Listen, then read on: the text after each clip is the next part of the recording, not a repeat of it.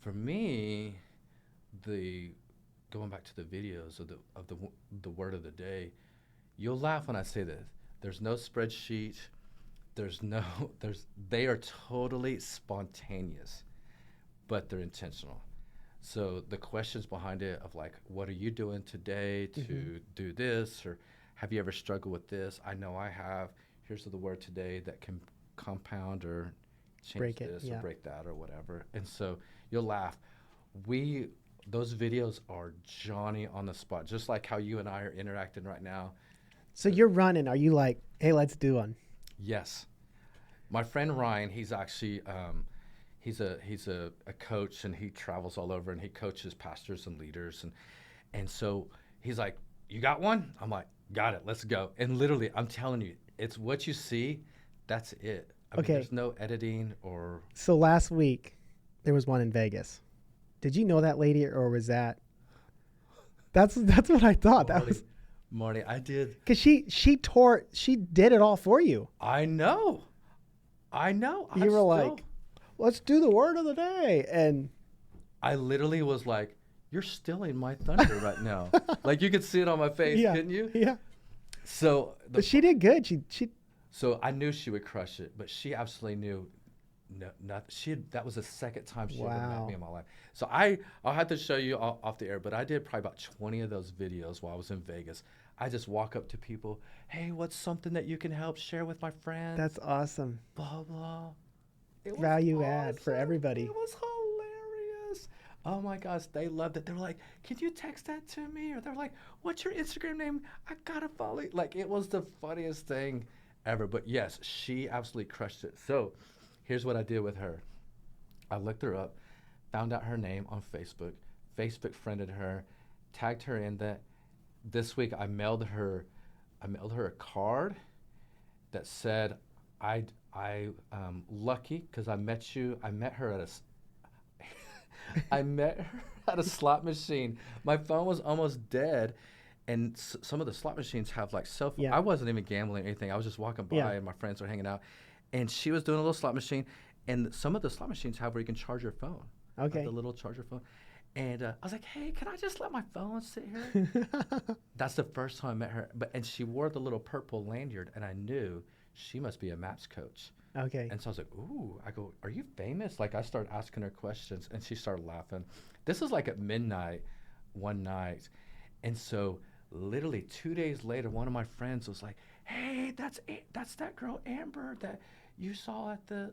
And I was like, "Oh," she's like, "Let's do a video with her." And I was like, "Oh, it's on." She remembered you. She remembered me, but she has not known anything about me as far as leadership or videos at all. But and she absolutely crushed that She video, did. doesn't she? And she's the one that did it. So I'm telling you, what you see, I didn't even just say. I just said, "Hey, can I do a video with you? I'll just do like a. I just make up a word, and you got a word for the day." And she's like, yeah. Let me see what I can do." That was it. What you saw was That's awesome. so. The so how long have you been doing the word of the day? Like 10 years? Word of the week. Is it word of the week? Word of the day. Word of the week. I mean, I would say over 10 years. But I'm telling you, I haven't put any thought other than Let's do this. let's do it. Typically, when it comes to my generic, I have generic social media posts. So generic social media posts might be a listing or a closing or Yeah. something about lenders or whatever. And so I'll typically on a Wednesday I'll do a static post that's either a quote, a picture of skyline and Yeah. things like that. But as far as the videos, it's just whatever's on my mind. I might see your shirt and it might hit me with cue complacency, and Mhm. I might just go into a video. But I'll tell you this: it has to do with if you don't have anything in you, Yes. and so you can't do it, Johnny, on the spot because you've got to go read and kind of go, find something. And so I'm always reading or always, and I know you are too. I need to do more of it with my new role, but I think you got to whatever you got to put in Mhm. so you can share it with other people, and that's you being intentional. And I think too, a quote I learned last year is you don't have to be great to start, but you have to start to be great. And too often we're afraid to put ourselves out there on social because we're like, oh, I can't do the word of the day because Jeremy kills it every time. He's been doing it a decade. He's got it down. And so we're insecure. Well, because we play the compare game. But I think there's a lot more in us than we are willing to let out sometimes. Marty, let me just say this. We've only met for just a short amount of time, but the things that you're sharing just now was totally me when I first started real estate. I was scared to make a post. Yeah. Because I'm like, I had family members that said I probably wouldn't make it 6 months. Yeah. I mean, I went to church, and there was tons of real estate agents that went there, and they were crushing it. And I'm like, why would anyone want to work with me? Better find a new church. I'm just kidding. Right. But, and so I had this mindset that some of it was bad, right? Some of it was insecurity. Some of it was limiting beliefs. But I twisted it and said, I'm gonna focus on people that don't know me. So I focused on expires for sell by owners, open houses, and that's where my first year of real estate, I got 12 transactions, and only one of them was people that knew me. And so that's why I probably learned to get more confident with the people that did know me, because like I said, I had more insecurities with people that did know me versus the people that didn't know me. Because the people that didn't know me, if they rejected me, I didn't care if they rejected me. Yeah. Because they don't know me. You know what I mean? I always joke around and say, if you really know me, you're either going to hate me or love me. You know what I mean? And so that's kind of, when you talk about comparison a lot, I didn't even hang out. My first 3 years of real estate, I didn't hang out with any agents. I didn't accept any friendships with them. I didn't want to hang out with agents because I'm like, what kind of value are you going to give me? Now my mindset shifted obviously a whole bunch, but that's when I had that scarcity mindset. What do you mean? So can we talk about comparing? Because I think comparing ourselves is a killer. I mean, it just totally is. It makes us not want to try, not to want to push. It makes us feel inadequate. I mean, there's all kinds of things, and we're constantly. I mean, it's hard not to want to measure yourself up to somebody. So how do we get over that? How do we get over the comparison thing? Well, I mean, I'll be honest with you. Or is that a mindset? I'll be honest with you. I'm still dealing with that because. Well, me too. I worked a nonprofit job for 12 or 13 years, and so I've had this maybe, and this is wrong mindset, just being open and honest and vulnerable. But I felt behind. I feel behind financially. I feel like there's other people that's in my, and this is totally wrong mindset, right? But I feel like there's people that are in the same age or the same place a lot further on, because I spent so much time in a nonprofit world with lower income. You know, we didn't go on vacations. We lived a very, very scaled back life.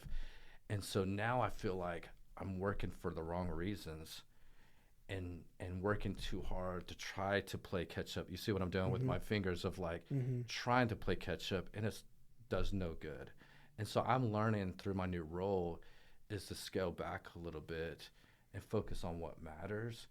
And, you know, just the whole like comparison trap is I'm looking at other people, right, to see where I'm at on some sort of made up scale of where I'm supposed to be at, if there's such a thing. And the problem is that just changes. It's a moving scale, right? Because when you're making X amount, then you're comparing to the next guy up. Yeah. But when you're the next guy up, you're not looking back. You know, there's a book, Benjamin Hardy, The Gap and the Gain. Oh, power! I cry. I think he wrote that book specifically for me. Yeah, but that's the comparison, right? Yes. We're never happy when we're in the gap, when we're moving forward, when we're trying to attain these perfect goals and aspirations. But when we measure backwards and we say, wow, look how far I came, now we can have a gratitude journal and we can fill it out every night because it's easy. And words flow because we're looking back, not forward. And we look forward, we're never happy. I know. I will say this. I've had times where I've sat down and cried just being thankful for where I'm at. You know, there's a real estate program called Bold. And so, you know, you're supposed to write a letter to yourself and, you know, a year from now and doing those things. And I remember writing that of like, I had this 5-year goal that I would get 5 properties in 5 years. I thought at that time, that was the biggest goal. I even thought it was. I thought even it was that the biggest goal. I thought that was even unattainable for me. I was like, you were stretching to do it. I was stretching to do it. And now that I look back, you know, I only got 5 properties within those 2 or 3 years. And then, you know, not only was it 5, but now 6 or 7 and other things. Yeah. And I'm just like, wow, just, you know, just the whole gratitude of like, Jeremy, relax. You've done more than you even set out to be. Celebrate your victories. I know. And I don't. Like, I have a hard time. Have you read Be Your Future Self Now? I have not. Benjamin Hardy, same book. Another one? You need to add that. Okay. In that, the intro to that is talking about Mr. Beast. And Mr. Beast he's 17 years old and he records himself today, I think like 6 months, 1 year, I think 5 years out and 10 years out. And he's talking like 5 years out, like, dude, I'm probably done with college now. I sure hope I'm still doing YouTube. I hope I have 1 million subs. Well, he blew it. You know, he blew it out. But not only did he do these, but he scheduled these to go out on their respective days. Oh, wow. And how powerful is that in regards to your future self? Like, we have no idea what we can do, but when we live that intentional life of, I'm going to try to do 5 houses. This is a big, audacious, scary goal. You know, I'm going to do that. Yeah, that's and then huge. we level up, right? And we get it, and we realize, oh, that wasn't too bad. I can do more. Right. Well, and I'll say this. So this kind of maybe can relate to a lot of the listeners here, whether investors. You know, you might have a goal of this. You know, I call it big, hairy, audacious goal, right? Gary Keller. So many different properties. But then we got to go all the way back to the very beginning. What's going to take to get 7 properties or 10 properties? And it's going to take people. Mm-hmm. And so at my office, this month, we're having a goal of how many contacts. You know, real estate is a contact sport. Sales is a contact sport. The more contacts you make, the more opportunities there are for sales or transactions. Yeah. So for you as an investor, the more people that you're talking to about their properties, the more opportunities that you're going to have. And so I think sometimes, you know, you might be intentional. How intentional are you being? I think sometimes it's easy to be intentional with the big goal. You know, hey, I want to make $100,000 a year, or hey, I want this. But then are you being intentional with the everyday actions, every week actions, monthly actions, quarterly, to reach that yearly goal? And I think that's where the rubber meets the road of like, hey, if you want to do that, you've got to be willing to do this. And then that's when people start questioning their goals. It's literally at the very first couple of steps, right? And it's like, what? And so I just heard incredible speaker, Mel Robbins. She wrote a book, The 5-Second Rule, meaning that when you're not wanting to do the things that you're supposed to do to move your business or to move your life forward, you count backwards. 5, 4, 3, 2, 1, and creates movement to do those things. Did you learn that in Vegas? I did. I think I saw a post from you on Vegas about that. Or someone else maybe. But anyway, yeah. Yeah. No, she showed all kinds of videos, and sounds like parenting sometime. It's so true. Well, and I feel like I have to do that to calm myself down. Okay, before I make this call, don't come off, you know, with your first instinct or your first thought, right? Yeah. So no, but I love your intentionality. I love how you are focused on people. That would be the other thing I would see in you is you love people. You love them well. Have you read any Bob Goff stuff? I haven't. I've met him before, but I haven't read. You would love Everybody Always. I need to read that. Yeah, you do. Anyway, Bob Goff is super intentional, super purpose driven. You know, he does so much. He'd be a cool guest to have on here. I know. We need to bring him on. Yeah. Where was I going with that?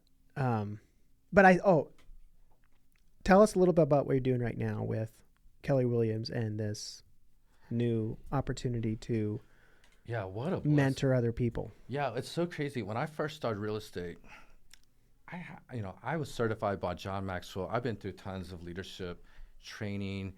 There's a whole difference though in reading and actually applying, right? I always say there's difference in theory and reality. And so when I got into real estate, I was in a horrible place, depressed, tons of credit card debt because I just jumped in. It was like a one last shot at life, kind of all in. Didn't save any money for it. My wife was kind of the main sole provider, honestly, at that time. And there was a guy that I saw walking up and down the halls. He was a productivity coach, and I looked at him and I was like, one of these days I'm going to be like him. And that was kind of what pushed me. That one of these days I'm going to be like him. And it's so cool that 8 years down the road I'm in the same role that he's in. And I never would have imagined it to be this early. I was thinking 10 years, 15 years, but year 8, I'm in this role. Team leader role, just really it's about, helping people with their production, helping growing them, helping them set up for success. And then obviously the company as a whole will grow. And so my goal this year is twofold. It's focus on culture. Because if you can focus on making the culture attractive, you can attract other agents. And then 2 is focus on the growth of the people. So whether being intentional about making them feel good, creating steps to help them grow their life. Because in a real estate, your first 90 days is so critical to the rest of your career. They say that if you don't make a transaction with those first 90 days, it's so hard to get a transaction. I think that says the average new agent, their first year is maybe like 3 to 5 transactions. Is that because of the mindset spiral? It's mindset and just getting out there. And I mean, it's a hard business. I mean, it's a hard getting out, and it's a hard business. And so even just like as an investor, I'm kind of twisting it in an investor world. It's like, you got to go out there with those 90 days because you have this big dream, big goal to get a deal. And I feel like so many people just sit on the sidelines and watch you get all the deals, watch other people get deals, and they're waiting for their first unicorn deal. And it's like, man, just got to go do it. Just get in the game. I know my first investment property was it wasn't an MLS deal. I was going to list it on the MLS, and I just said, hey, I'll buy it. It was a turnkey deal, downtown Edmond, and I just bought it. And so now, pocket listing in your own pocket? In my own pocket. I basically said, hey, listen, I can sell it to you. I won't take any commission. I basically lowered it by 6%. And I said, hey, I won't have to schedule photos. I'll just do an inspection on it. You don't have to worry about all the things. I helped him buy a brand new construction home so we could work on the timing of it. Wow. And that was what he was worried about. And I said, hey, I'll just take care of it. And long story short, though, just out of that simple turnkey, it was barely a 1%. Not even I don't even know if it was like an official 1%. Yeah. But out of that, I think I have like $55,000 in equity. That's awesome. What if I was just waiting for the perfect unicorn? Well, and that's the other thing that happens. People hear this and they say, well, Jeremy did a deal and he's got $50,000 of equity, so I need to find that deal. But you just got to get in there, right? Yeah. And get that base hit and let it grow. And because that was and since then, that was my worst deal. Every deal since then have gotten a little bit better, because you get experience. Yeah. You run your numbers a little bit better or different, and you learn some things. But I think if it wasn't for that one deal, who knows where I would be at? Does that make sense? You're still searching. I think so many people, I see them at all these meetups, and I'm like, you kind of want to make a step, analysis paralysis. Just go make a deal. It's almost like they are. I kind of joke around. I almost think they're like for sell by owners. They're just scared to make that jump, and they have so many questions and so many things. I'm like, you almost want to just take them and throw them in the water. You know what I mean? Just push them in and just say, dude, this is yours. Just do it or whatever. My problem, Jeremy, I get in trouble because I jump in sometimes too quick. Oh, you're one of those people. Yeah. Has your wife gotten on to you about that yet? Well, my wife is the opposite. But earlier in our marriage, Ezekiel actually was lactose intolerant. And so we were going to get a goat to milk so that we could give him goat's milk. And she sent me to this farm to buy a goat. And all that we had for transportation at the time was a minivan. And so I I decided to buy all 11 goats from the farmer. Oh my gosh, that's hilarious. And I load them all up in the van, and I don't think I had a cell phone to call my wife. So I get home, it's dark, and I'm like, hey, I bought the whole herd. And he gave me the milk stanchions as well. I had them tied to the top. I mean, it was redneck. I was a youth pastor at the time. This is where it gets wilder. So we knew we were getting a goat, so I'd put a tarp down, and I'd pulled the seats. And then it was fairly clean when we got out. But what I didn't look at was the cup holders. And about a week later, I was driving some youth around in our minivan, and a kid pulls up. He goes, what are these, pieces of poop? Yeah. They're chocolate covered raisins. And Oh my God. I was like, oh, we had the goats in there. But anyway, yeah, that's my problem is I tend to jump in too quick and sometimes get myself in trouble. You're the risky guy. Mm-hmm. I love it. Ask for forgiveness later. Just teasing. Yeah. We need to wrap this up. I know you and I could talk all day, but I got 2 questions. First question is